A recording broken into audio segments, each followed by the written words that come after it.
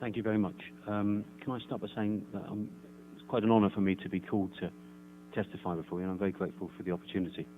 I'd like to say as well that my testimony, which is in full, obviously, as a written record, I'll just summarise some of it.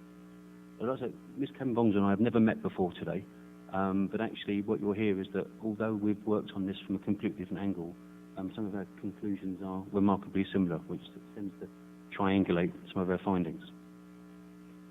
So as you mentioned, I studied life as a, if you like, in this section, as a bomb disposal officer, so I have a technical perspective, but I'm also an economist as well, so I'm going to testify in both directions.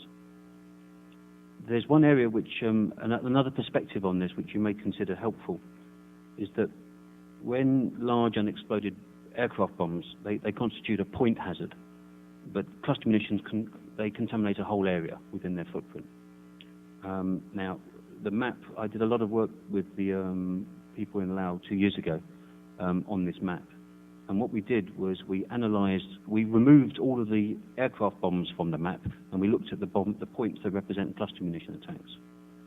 And basically we worked out that there's about 500,000 hectares covered by cluster munitions on that map, which translates into old money as 1,930 square miles. So it's a way of conceptualizing the problem slightly differently to the way that we've been talking. Because when we clear weapons, we tend to think in how many square meters we clear a day. So it's worth scoping the problem by working out how big the problem is also in terms of area. So you asked me in the questions that you sent me, you asked me a question about the effects of these weapons on the economy. First of all, as I think has already been mentioned, most of the current economy in Laos is based on agricultural production, and rice in particular. So it's possible to use the opportunity cost of the land that can't be used as a measure of the impact. And I'll talk about that more later. Also, where there's infrastructure projects, road clearance, dams, hydroelectric power, the UXO clearance actually acts as a tax of about 30 or 40 cents per square meter. So any infrastructure project that's planned in Laos has to carry the cost of the UXO clearance as a line item, which obviously makes those projects more expensive. But in the private sector, there's an unseen impact. And I'm not talking about the village level, but I'm talking about the small to medium enterprise level. These costs can act as a barrier to entry, particularly in projects such as forestry or agribusiness, where the cost of investing in a project becomes significantly higher because of the cost of the UXO. And unfortunately, we can't measure this because we don't know how many people have chosen not to invest in projects because of the cost of the UXO clearance. For example, I was helping a Japanese agribusiness that was looking at growing medicinal plants. And the startup cost for them was going to be significantly increased by the cost of the UXO clearance, and I think they may have decided not to invest. And of course, at the village level, most of the poorest people, as we've heard, they can't afford a choice, so they have to go and use this land that's contaminated. And in fact, something that also should be, I think, emphasized from an economic point of view is that some of these families are forced to make the otherwise incomprehensible choice of sending their children out deliberately to look for bombs. And these children are they're kept out of school, they're given a $15 homemade metal detector, and they go and look for scrap metal. And there's a very strong correlation between the casualty rates, the price of scrap metal, and the price of food. And I think it's quite clear that we can see that as people need more food, they take more risks and go and look for this stuff. And in fact, that's one of the major causes of the casualties today. I'd like to go on now in the rest of my time to talk about answering the last question which you gave us, which is about how much would it cost. As a bomb disposal officer and somebody committed to this subject, I mean, I'd like to be clearing every last weapon there is in Laos. And that would take many years and cost billions of dollars. As an economist, I recognize that we have scarce resources and we have to make some harsh choices.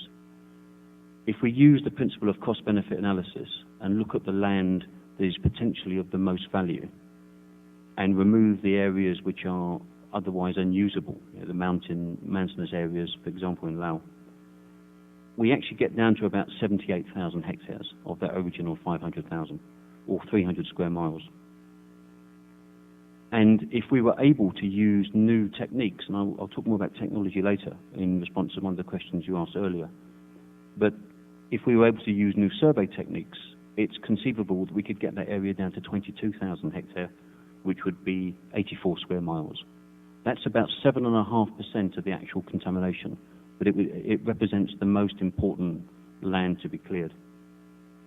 And when we did the calculations on this 2 years ago, it basically worked out at about 138 million. So it's very close to the number that you've come up with.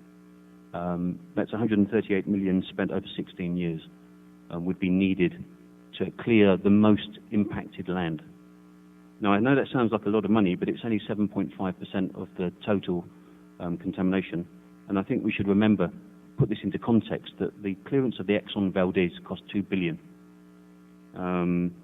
So this is actually quite a small budget, and it's quite justifiable by objective economic criteria.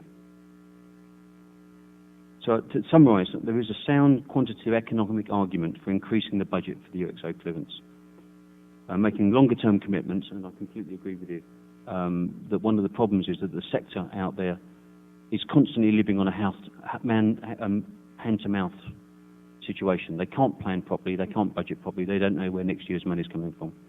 So whatever we do, it should be more long-term and more measurable so that people can predict what they're going to earn, what they're going to have available next year. And we can, if we did that, we can actually measure the benefits to the economy as an investment. So this isn't a cost, this is a benefit. We can actually use it, we can consider this an investment in the Lao economy. I'd just like to say, though, in support for the Office for Weapons Removal and Abatement, they already support a number of other programs throughout the world. And one of the things I'm worried about is that if we force them to just reallocate their existing budget from other countries to solve the Lao problem, we're simply robbing Peter to pay Paul. So this really would need to be new money, as opposed to just taking money out of their existing pocket and spend it somewhere else. So I'd just like to finish by, this isn't in my statement, but it's an answer to the question you asked about technology earlier. And so I'll put my bomb disposal head back on. And I'd like to speak on behalf of all the bomb disposal and landmine clearance organisations that can't be here today. We've been promised a lot from technology over the last 20 years or so since we've been doing this sort of work. It hasn't really delivered very much.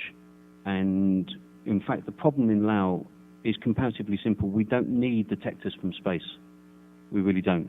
And I'm worried that if we started spending money on the research, people would take the money, but we wouldn't actually get results.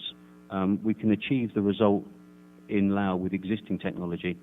There is room for improved techniques and improved efficiency, but it would be a false horizon, in my humble opinion, to start spending research dollars on this. We know what we need to do, we just need the budget to do it. And similarly with the EOD training, I mean, I know that the American Army, the Special Forces training team, have already committed a lot of effort in the past to providing the training. In fact, the core training in Laos was done in 94, 95, 96 by the US Army, so they've already contributed quite a lot. We probably don't need them back for the civilian program. I mean, in fact, quite humbly, I mean, some of the Lao guys that I work with, they've cleared thousands of bombs. They could probably teach me a few things. I'm not sure that we need to be giving them much technical training anymore. It's simply about the budget. And that's all I'd like to say. Thank you.